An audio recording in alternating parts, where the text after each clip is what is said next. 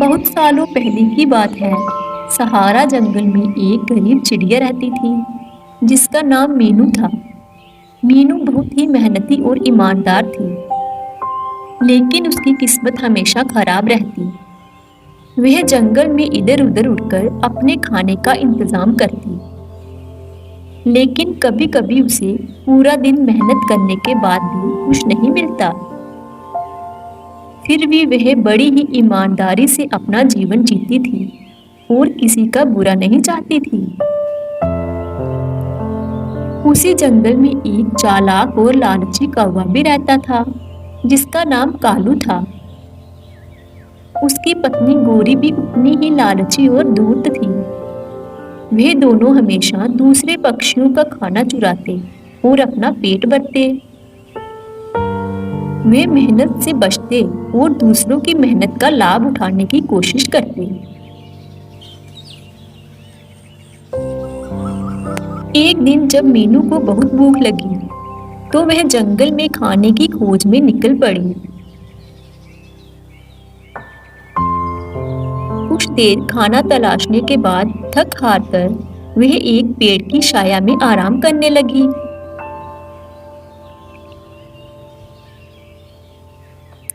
सुबह से खाने की खोज में निकली हूँ, आज तो कुछ भी नहीं मिला।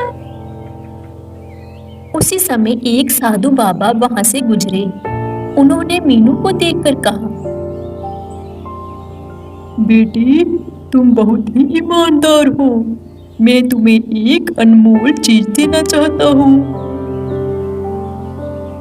मीनू ने बड़ी ही विनम्रता से कहा, बाबा जी, मुझे कुछ नहीं चाहिए। मैं अपनी मेहनत के बल पर जीना चाहती हूँ।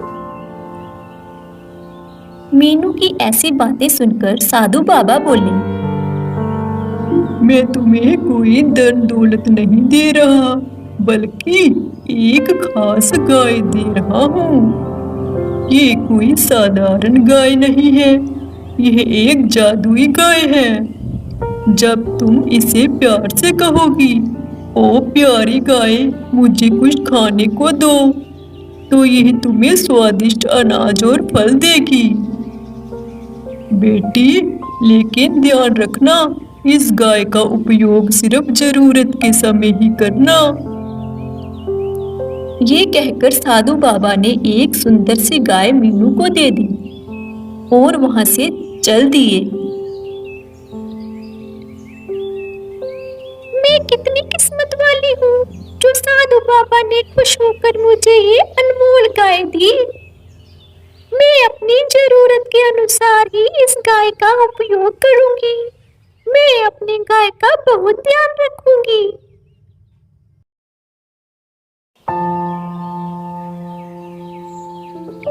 मीनू बहुत खुश हुई और अपनी गाय को अपने घर के पास ले आई। अरे, मुझे तो भूख भी बहुत लगी है। सुबह से मैंने कुछ खाया भी तो नहीं। मैं अपनी गाय से खाने को कुछ मांगती हूँ। ओ प्यारी गाय, मुझे कुछ खाने को दो। मीनू के ऐसा कहते ही झट से उसके सामने फल और मीठे पकवान प्रकट हो गए। ये देखकर मीनू की खुशी का ठिकाना न रहा। अब से उसे भूखा रहने की जरूरत नहीं थी। अरे, ये तो सच में एक जादुई गाय है। चलो, मैं जल्दी से खाना खा लेती हूँ। मीनू हर दिन सिर्फ जरूरत के हिसाब से गाय से खाना मांगती और बाकी समय मेहनत करती। वह लालची नहीं थी और वह जानती थी कि संतोष ही सबसे बड़ा धन है। मीनू की जिंदगी अब खुशी से गुजर रही थी, लेकिन यह बात ज्यादा दिनों तक छिपी नहीं रह सकी। वहीं दूसरी ओर कालू की पत्नी गोरी ने कालू से कहा, कालू, ये गरीब चिड़िया अचानक अमीर कैसे हो गई, जबकि वह आजकल खाने की तलाश में भी नहीं जाती। इसके पीछे जरूर कोई ना कोई रहस्य है। हमें इसका पता लगाना होगा। कालू ने सिर हिलाते हुए कहा। तुम सही कह रही हो गौरी। अगर हमें इसका पता चल जाए तो हमें कभी मेहनत करने की जरूरत नहीं पड़ेगी। उसके बाद कालू और गौरी ने मीनू पर नजर रखना शुरू कर दिया। एक दिन जब मीनू अपनी जादुई गाय से खाना मांग रही थी, तो दोनों ने उसे छिपकर देख लिया। ये सब देखकर वे बहुत हैरान हुए और उनके मन में लालच आ गया। गौरी ने कहा, अगर ये गाय हमारे पास आ जाए तो हमें कभी भूखा नहीं रहना पड़ेगा। हमें इसे चुराने का कोई तरीका निकालना होगा। गौरी, तुम चिंता ना करो। रात को जब चिड़िया अपने घर में सो जाएगी तो हम गाय को चुरा लेंगे।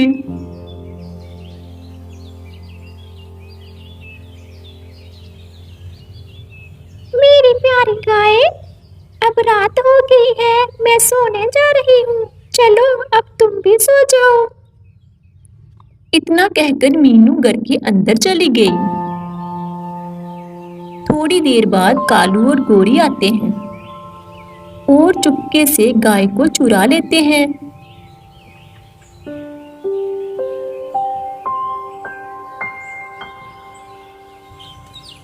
अगली सुबह जैसे ही मीनू ने देखा उसकी गाय गायब है, वे बहुत दुखी हुई। मीनू ने उसे जंगल में हर जगह ढूंढा, लेकिन उसकी गाय उसे कहीं नहीं मिली। वहीं दूसरी ओर कालू और गौरी गाय को देखकर बहुत खुश थे। उन्होंने तुरंत उसे आजमाने का फैसला किया। कालू ने कहा, ओ प्यारी गाय, हमें बहुत सारा खाना दो। गाय ने उनकी आज्ञा का पालन किया और ढेर सारे पकवान उनके सामने प्रकट हो गए। दोनों ने जमकर खाना खाया, हंसी खुशी जीवन बिताने लगे।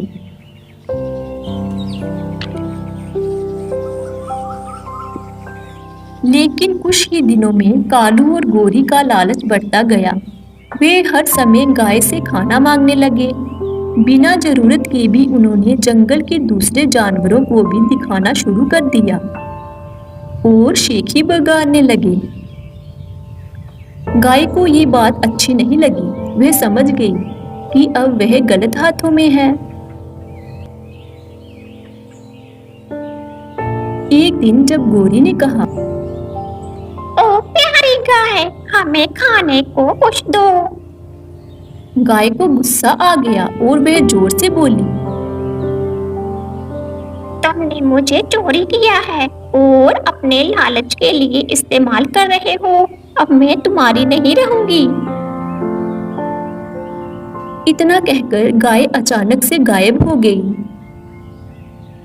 गाय के गायब होते ही कालू और गौरी के चेहरे उतर गए। वे एक दूसरे को देखने लगे। अब उनके पास ना तो खाना था और ना ही कोई उपाय। जंगल के दूसरे पक्षी भी उन पर हंसने लगे।